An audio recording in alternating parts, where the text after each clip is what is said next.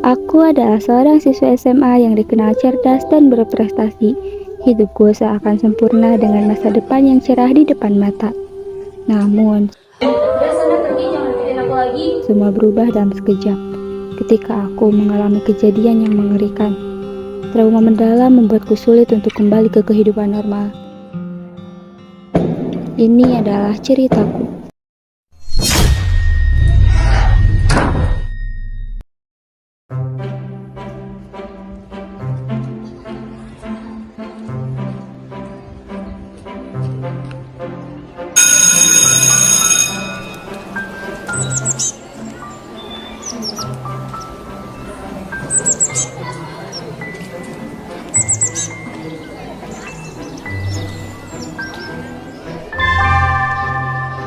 Saatnya istirahat pertama.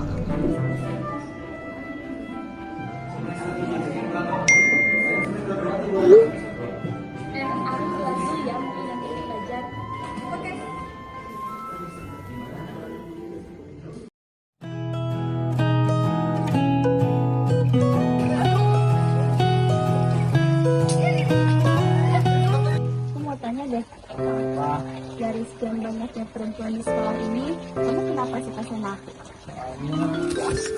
Waktu kamu bantuin aku jatuh dari motor, Kamu gak apa-apa? Sini aku bantu. itu bikin aku tertarik sama kamu. Ada yang mau kan enggak? Ya dok. Oh, Bukan sakit, katanya gak ada yang luka. gak apa-apa udah. Terus juga waktu kamu ditunjuk buat jadi tutor aku, kayaknya aku udah ada rasa deh ke kamu.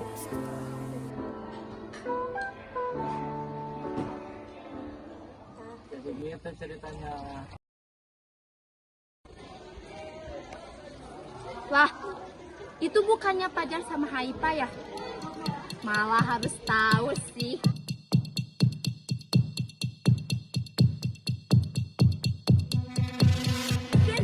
Kalian tahu gak sih? Duduk. Lihat ini, lihat ini, lihat. Ih, apaan sih lo, ribet banget. Ih, lihat.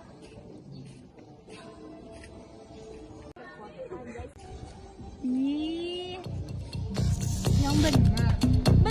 Tadi gue lagi jalan-jalan di sekitaran sekolah, kalian gak ikut sih. Terus gue lihat si Haipa sama si Pajar lagi pacaran di taman sekolah. Wah, parah sih, mama lo kalah sama cewek itu kayak dia. Iya, mama cantik. Seluruh pelajaran hari ini telah selesai. Sampai jumpa besok pagi dengan semangat belajar baru.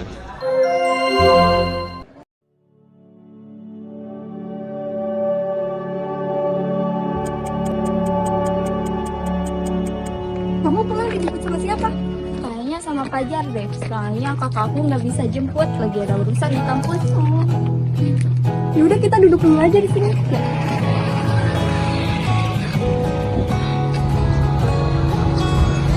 Mamaku udah datang. Aku duluan ya.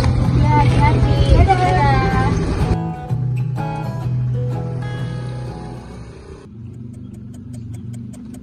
Ih, Pajar mana sih? Lama banget.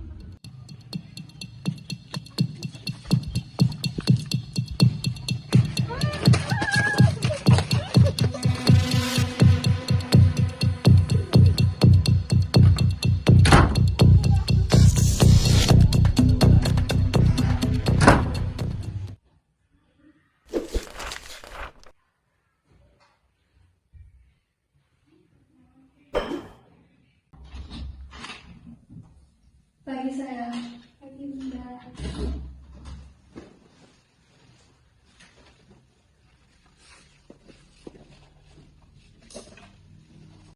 Kamu mau sarapan? Enggak bunda, aku mau cerita. Cerita apa? Jadi sebenarnya Pagi bun. pagi kak. Bun udah mau berangkat. Udah jam 8. Kalian sarapan dulu aja. Bunda ada meeting.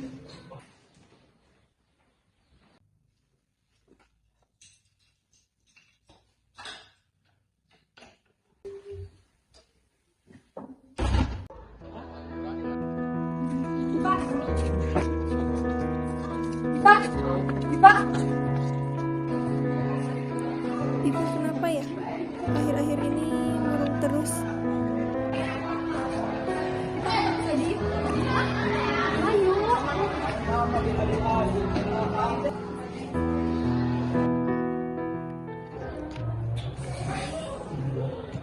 Kamu kenapa sih dari kemarin diem mulu? Nggak apa-apa kok. Iya pasti. Kamu kenapa? Kamu gak biasanya kayak gini. Mana ya aku nggak apa-apa. Ayo cerita aja, kamu kenapa? Cerita apaan sih? Ayo cerita.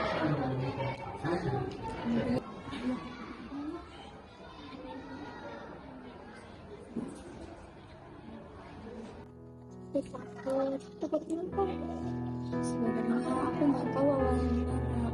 Tapi tiba-tiba aku berada di satu ruangan gelap.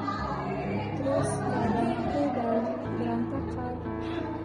Di sana aku lihat ada cewek yang Bentar.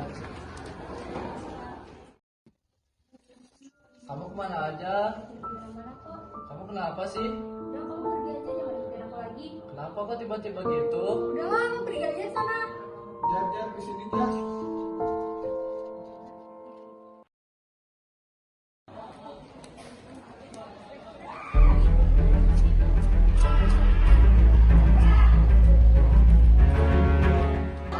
Gak nyangka ya si Haita kayak gitu. Iya, kalian tadi lihat gak? Si Haita kayak minder gitu dari si Pajar.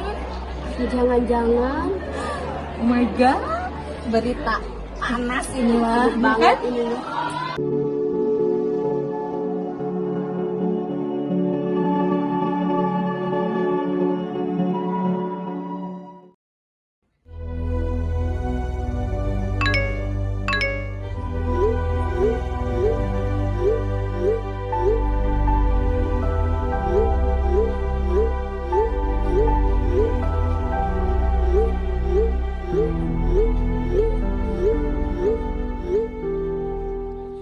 Awas aja tuh anak, ku habisin.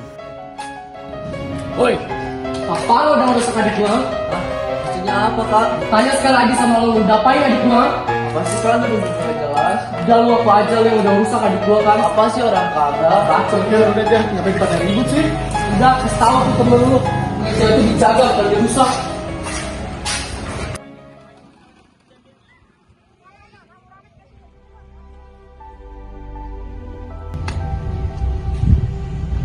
Selamat siang Pak. Siang, ada yang bisa kami bantu? Saya ingin melaporkan kasus tentang adik saya yang sedang ramai diperbincangkan di media sosial Pak. Baik, silakan Anda jelaskan di dalam. Terima kasih Pak. Silakan jelaskan kasusnya secara detail.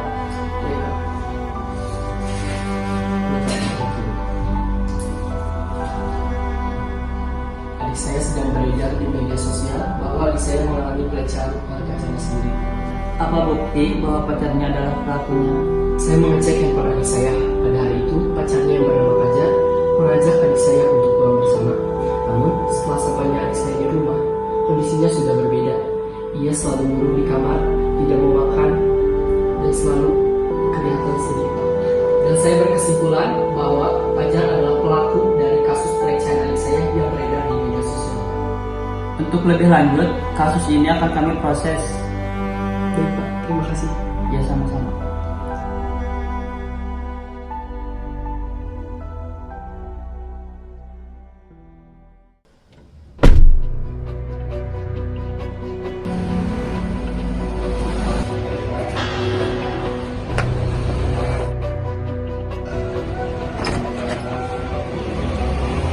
Lama ya?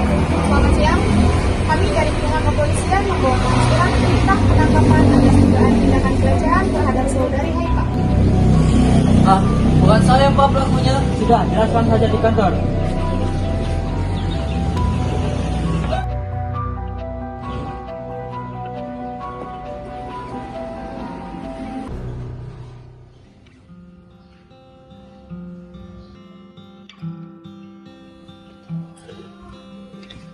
Kamu kenapa, Nak? Cerita sama Bunda.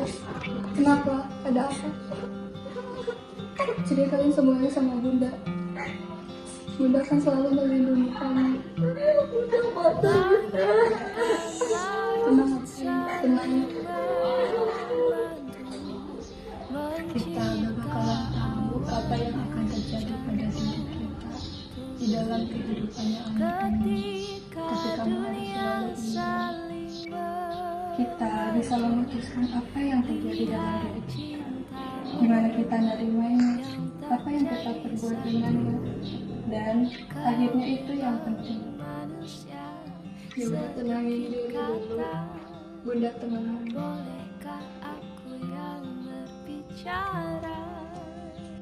Iksa, sini dulu sebentar. Oh tante, apa kabar? Baik. Oh iya, Saipa kemana? Aku nggak sekolah. Justru tante kesini mau nanyain dia. Nanya apa tante? Kamu tuh gak kenapa akhir-akhir ini sikap Haifa berubah? Kurang tahu sih Tan. Tapi waktu itu Haifa pernah cerita kalau dia pernah disekap di suatu ruangan yang dia sendiri gak tahu di mana. Cuma habis itu udah dia gak cerita lagi. Gitu ya. Yaudah kalau gitu tante duluan ya. Iya Tan, Makasih. iya.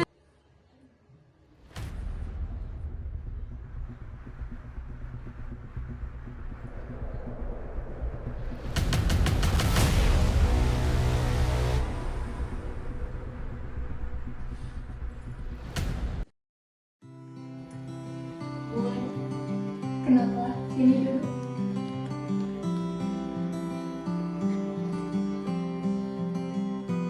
Ini aku dari apa lagi ya Bun?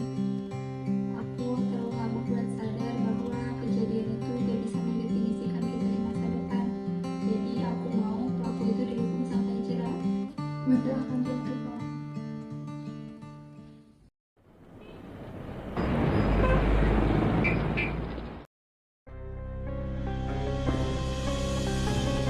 Jaksa menuntut, apakah ada barang bukti yang bisa menguatkan? Ada yang mulia. Berupa bukti isi pesan percakapan antara Fajar dan Nadia. Di sana terbukti bahwa korban pada hari Selasa, tanggal 20 April 2024, pada pukul 16.26, meminta saudara Fajar untuk menjemput di lingkungan sekolah yang berlokasi di Jalan Wanasari, Desa Wanasari, Kecamatan Wanayasa, Kabupaten Purwakarta, Provinsi Jawa Barat, sesuai dengan bukti yang telah kami kumpulkan. Keberatan yang mulia, pada saat itu terdakwa memang pergi menjemput korban, tetapi terdakwa tidak dapat menemukan keberadaan korban di sana. Kejadian ini diperkuat dengan saksi teman korban sendiri.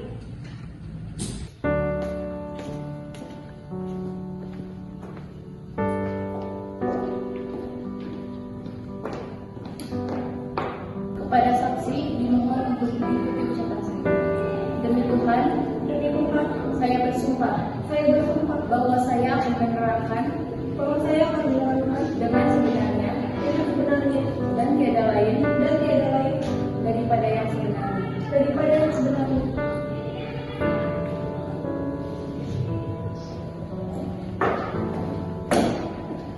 Dimohon kepada saksi untuk menjelaskan kronologinya. Kejadian, saya dengan Haifa menunggu di depan toko tutup. Kemudian saya dijemput oleh ibu saya, dan kita tidak langsung pulang, tetapi membeli bensin. Di tempat bensin tersebut, Fajar menghampiri saya dan menanyakan keberadaan Haifa. Saya menjawab kalau Haifa masih menunggu di tempat tadi, dan Fajar bilang kalau Haifa sudah tidak ada di sana. Lalu kita menelpon Haifa saat itu juga, dan Haifa tidak menjawab telepon tersebut. Saudara Fajar, apakah benar pada pukul 16.39 saudara berangkat dari rumah untuk menjemput korban? Ya, Apakah benar tempat kejadian Anda tidak menemukan korban? Apakah benar Anda bertemu dengan saudara Isa setelah tidak menemukan korban di tempat kejadian?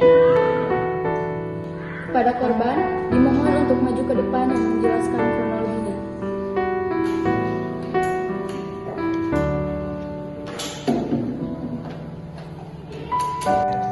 Pada saat itu, saya meminta kakak saya untuk menjemput saya, namun dia berkata tidak bisa. Kemudian saya meminta Fajar untuk menjemput. Ketika saya menunggu Fajar, tiba-tiba saya disekap oleh kakak saya sendiri, lalu dibawa ke rumah dan dia melakukan hal tidak sengaja tersebut kepada saya.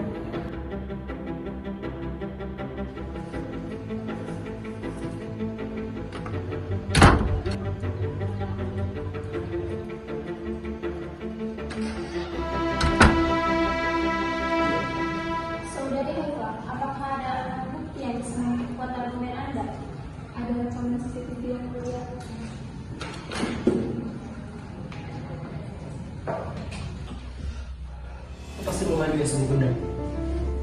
saja ya sampai lo ngadu sama bunda. Gue sebarin ya itu.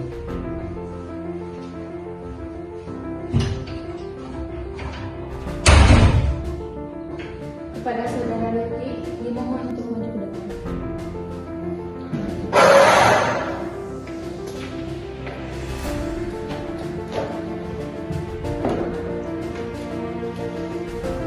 Baik, apa alasan yang mendasari Anda untuk melakukan hal tersebut? Karena saya mencintai Haifah. Dan saya juga tidak terima orang tua kami menikah. Dan saya juga tidak ingin melihat Haifah berhubungan dengan Fajar.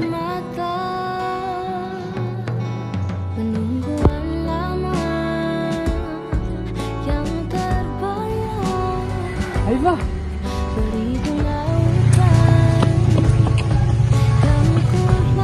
Udah papa, ini aku bantu. Yang Au!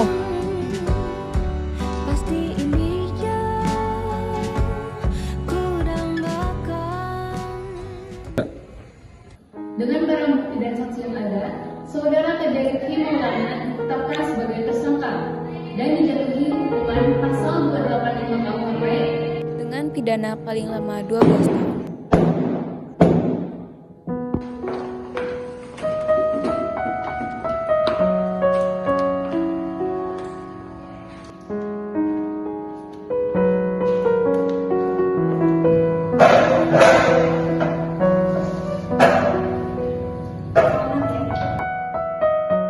Pada akhirnya, Haifah perlahan mulai menguatkan dirinya untuk bangkit kembali. Ia mulai menyadari bahwa kejadian mengerikan itu tidak mendefinisikan siapa dirinya dan masa depannya. Dengan tekad yang kuat, Haifah kembali mengejar impian-impian yang sempat hilang dari genggamannya. Film yang berjudul Horizon ini mengisahkan perjuangan Haifah dalam mengatasi trauma